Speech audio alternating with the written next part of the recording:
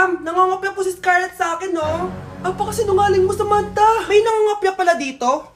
Bagsak ka na sa akin, Scarlett. Apakasama talaga ng ugali mo, Samantha. Nay! O anak, anyari sa'yo? Binagsak ako ng teacher ko. Naniwala kasi siya kay Samantha na nangopya daw ako. Totoo ba yun, Scarlett? Hindi, Nay. Siya talaga yung nangopya sa akin. Walang iya yan ah! Humanda siya sa akin! Tara, anak!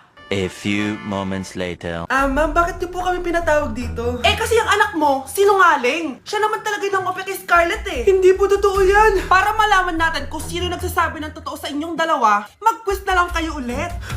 Patay ako nito. Humanda ka ng mapahiya, Samantha. Okay, time's up. Pass your papers. Scarlett, naka-perfect ka. Yes! Talino talaga ng anak ko. Samantha, wala kang tamang sagot. Ikaw talaga ang totoong nangungopya. Nakakahiya ka, Samantha. Humanda ka sa akin sa bahay. Tara! Huwag po, Nay.